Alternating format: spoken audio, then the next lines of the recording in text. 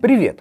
В прошлом выпуске мы с вами установили приложение Актив Капитан, научились его настраивать и работать с ним. А в этом выпуске мы подробнее поговорим об обновлении программного обеспечения эхолотов Garmin. Прошивки на устройствах Garmin можно обновлять как по беспроводной связи, так и посредством файлов, записанных на флешку microSD. Но в отличие от некоторых конкурентов, на эхолотах Garmin при самостоятельном обновлении прошивки вы не потеряете русский язык интерфейса. А также можно откатиться и к прошлым версиям программного обеспечения. Конечно, если появилась острая необходимость.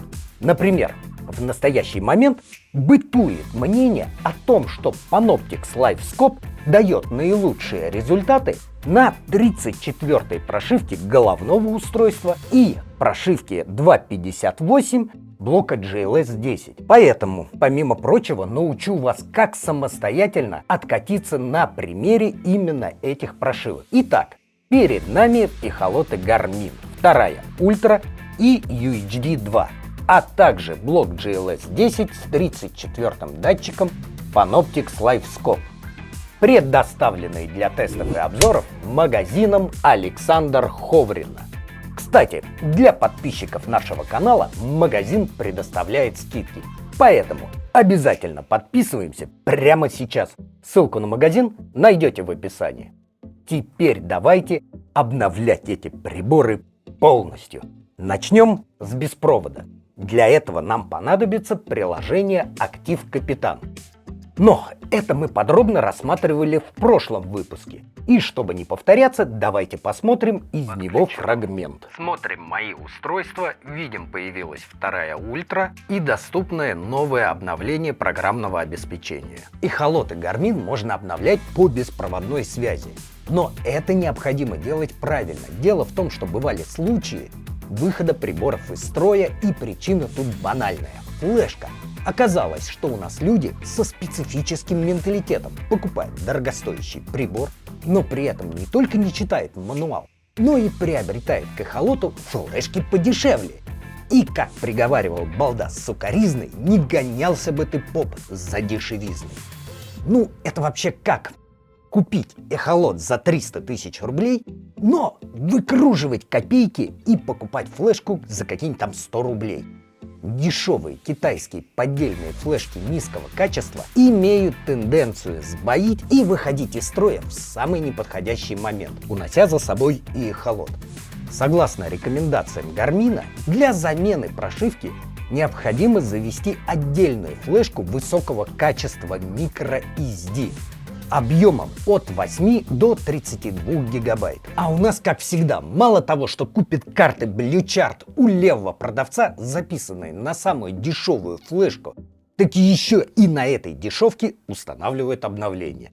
И в результате убивают прибор. Поэтому карты BlueChart приобретайте только у надежных, проверенных продавцов, например, в магазине Александр Ховрина, где в продаже имеются вот такие замечательные карточки BlueChart 3-го поколения на флешках высокого качества. Производитель SanDisk U3 10 класса, обеспечивающих высокую скорость и надежность работы. Итак, из эхолота необходимо извлечь флешку с вашими картами. Берем чистую флешку памяти. Еще раз повторю, не экономьте на карточках памяти. Это может выйти боком с последствиями. В случае сбоя эхолот может окирпичиться, и вы пролетите сезон, изрядно потратившись на ремонте. Ни в коем случае не экономим на флешках. Покупка флешки на Валбере, Озоне или Алиэкспресс противопоказана. Там сплошные подделки. Проходили печальные последствия. Ладно, берем чистую флешку, форматируем ее на персональном компьютере FAT32, вставляем в эхолот чистую отформатированную флешку, соглашаемся с тем, что этот накопитель станет флешкой Актив Капитан, и в приложении Актив Капитан скачиваем обновление. Для этого необходимо отключить Wi-Fi смартфона от сети эхолота и подключиться к домашнему роутеру или скачать через мобильный интернет. Дело в том, что в большинстве случаев у смартфонов не работает одновременный доступ к интернету через Wi-Fi и мобильную сеть. Поэтому придется поочередно переключаться то к интернету, то к эхолоту. Нужно понимать, что обновление сначала скачивается на смартфон, а по завершению скачивания обновления снова подключаемся к эхолоту и включаем синхронизацию. По завершению эхолот предложит установить обновление прошивки. Соглашаемся. Пошел процесс обновления.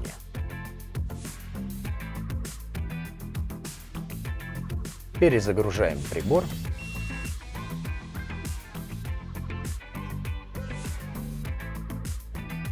Все, обновление установлено. Теперь, на мой взгляд, все достаточно понятно. Нужно учитывать, что таким образом обновится не только эхолот, но и все устройства, подключенные в сеть Ethernet. Теперь рассмотрим более надежный способ обновления программного обеспечения через флеш-карту microSD. Только давайте договоримся, без обид. Если вы не знаете, как подключить флеш-карту microSD к персональному компьютеру, понятия не имеете, как форматировать диск, что такое файловая система FAT32, не представляете, как распаковать архив, то, наверное, вам этого и не нужно. Уверен, что вы специалист высокого класса в своем деле. Вероятно, у вас просто нет времени изучить вот эту вот всю хрень. Ничего страшного. При полном уважении, пожалуйста, по-братски, обратитесь к специалистам. И вы не потеряете время, и оборудование будет куда целее. А для тех, кто в теме, продолжим. Для прошивки нам понадобится надежная флешка microSD размером от 8 до 32 гигабайт. Форматируем флешку на персональном компьютере в формат FAT32. В нашей телеграм-группе я оставлю для вас ссылку, по которой удобно скачивать обновления для эхолотов Garmin. Открываем ссылку. Выбираем серию. В данном случае EchoMap. Переходим на страницу скачивания, соглашаемся с условиями, открывается страница, на которой имеется инструкция по установке обновления и дополнительная информация. Читаем. Для обновления используйте флеш-карту microSD размером от 8 до 32 гигабайт, отформатированную FAT32. Перед обновлением сделайте резервную копию данных эхолота. Не использовать флешку с картами BlueChart и Active Capitan, так как можно потерять данные. Собственно, о чем я и рассказывал ранее. На странице можно посмотреть, какие прошивки для каких устройств серии на данный момент являются самыми актуальными. Видим, что для второй ультры предлагается программное обеспечение версии 37.00. Нас это устраивает. Скачиваем файл обновления, дожидаемся полной загрузки, распаковываем файл непосредственно на флешку. Я использую архиватор WinRAR. Теперь на всякий случай сохраним свои настройки и данные. Для этого идем в закладку Active Capitan, синхронизация данных пользователя, управление, передача данных, сохранить все на карту. Файлы данных отсутствуют. Давайте добавим новый файл. Придумываем название, сохраняем. Отлично. Вынимаем из эхолота рабочую флешку с картами BlueChart и Active Capitan, чтобы не испортить на ней данные. Теперь необходимо убедиться в том, что батарея, питающая эхолот и другие устройства в сети Ethernet, полностью заряжена и не просядет во время обновления программного обеспечения. В противном случае могут быть последствия, вплоть до окирпичивания устройства.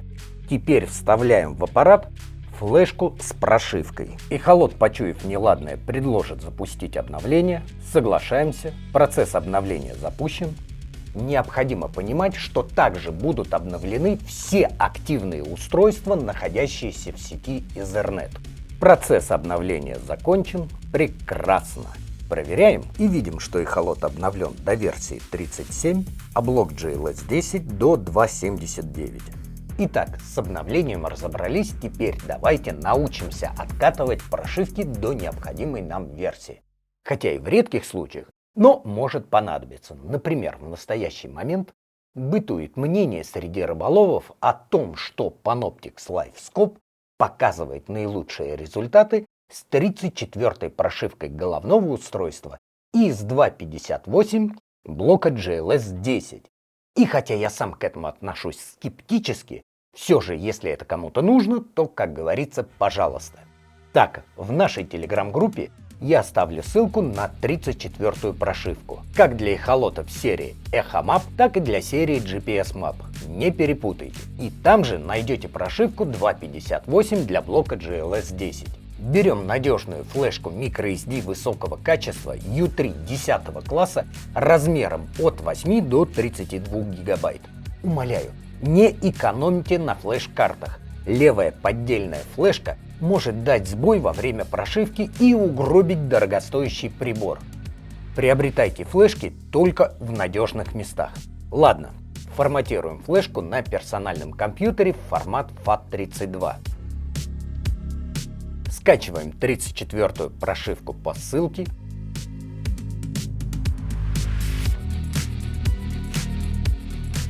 Распаковываем и копируем папку Garmin со всем содержимым в корень флешки. Теперь, на всякий случай, выполняем резервное копирование наших данных в файл. Вынимаем из эхолота флешку с картами BlueChart. Кстати, обратите внимание, какие карты BlueChart третьего поколения имеются в продаже в магазине Александра Ховрина. Идут вот в такой красивой упаковке, записаны на флеш-карту U3 10 класса производства SanDisk размером 32 гигабайта, имеющие высокие характеристики как скоростные, так и надежности. А для подписчиков нашего канала магазин Александра Ховрина предоставляет скидки. В общем, имейте в виду. Далее. Если мы вставим флешку с прошивкой в эхолот и попытаемся обновиться согласно стандартной процедуре, у нас ничего не выйдет.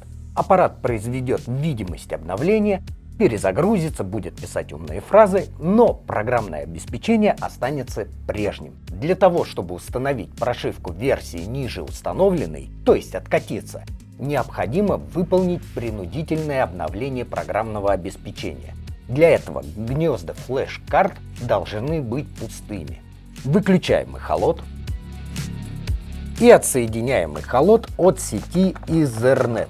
Помните, что все подключения и отключения любых разъемов выполняются строго на выключенных приборах, чтобы не спалить оборудование к ядрене фени и не потерять гарантию.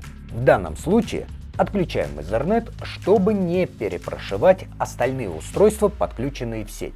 Дело в том, что в каждой прошивке к эхолоту вложено обновление и для периферийных устройств, в том числе для блока GLS 10. Скажем, в 34-й прошивке идет версия программного обеспечения для блока GLS 10 2.74.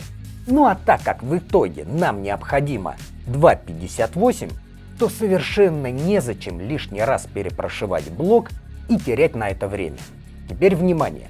Принудительная активация загрузчика на различных эхолотах может немного отличаться. Например, пару дней назад я откатывал прошивку на GPS Map 1223 XSV.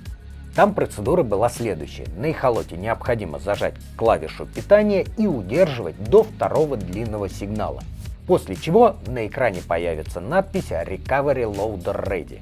Затем вставляем флешку с прошивкой в левый слот эхолота и начинается загрузка прошивки. А вот в UHD 2 и 2 Ультре процедура иная. Зажимаем и удерживаем клавишу минус и также зажимаем и удерживаем клавишу включения. Эхолот просигналил, не реагируем. Дожидаемся второго длинного сигнала, отпускаем кнопку включения, продолжая удерживать минус. До появления на экране надписи Recovery Loader Ready. Теперь вставляем флешку с прошивкой в верхний слот Ультры. Пошел старт загрузки. Дальше эхолот будет сам себя перезагружать и, в общем, выполнять обновление программного обеспечения.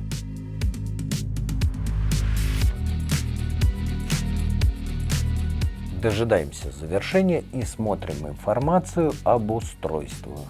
Видим версию программного обеспечения 34.00. А я напоминаю, что процедура запуска принудительного загрузчика на различных моделях может быть разной. Если не сработало, спрашивайте в нашей группе, обязательно найдем решение. Теперь на блоке Panoptix LiveScope откатим прошивку до версии 2.58. Кстати, как вы уже поняли, Garmin производит прошивки комплектами. Но какой-то умелец смог локализовать прошивку 2.58 для GLS 10, чтобы не перепрошивать и головное устройство. Жаль, что нам не удалось выявить имя автора, чтобы его от души поблагодарить. Итак, берем нашу техническую флешку, снова форматируем ее на персональном компьютере FAT32, скачиваем в нашей группе прошивку 2.58, распаковываем архив и в корень флешки копируем папку Garmin. Выключаем головное устройство, подключаем сеть Ethernet, в которой уже подключен блок Panoptix. И снова запускаем принудительное обновление программного обеспечения. Зажимаем и удерживаем клавишу минус и кнопку включения. После второго сигнала отпускаем кнопку включения, продолжая удерживать кнопку минус до появления на экране надписи загрузчика Recovery Loader Ready. Теперь вставляем флешку с прошивкой в верхний слот, пошел старт загрузки, далее выполняем требования эхолота. Ну, собственно, и все. Кстати, при прошивке к блоку GLS 10 должен быть подключен датчик. Так, проверяем. Так, система, информация системы, устройство. Видим, что головное устройство имеет программное обеспечение 3400, а блок GLS 10 2.58. Мое почтение! Надеюсь, я ничего не упустил, но если все же, то пишите в нашей телеграм-группе. И да, как подписчик нашего канала, обязательно требуйте скидку в магазине Александр Ховрина. А сейчас подписываемся, ставим лайк и помните, дядя Вова плохому не научит. Пока. Чего ты сегодня такая капризная? Что, у тебя все в порядке? Так, мы точно ничего не упустили? Вроде да. Вот и славно.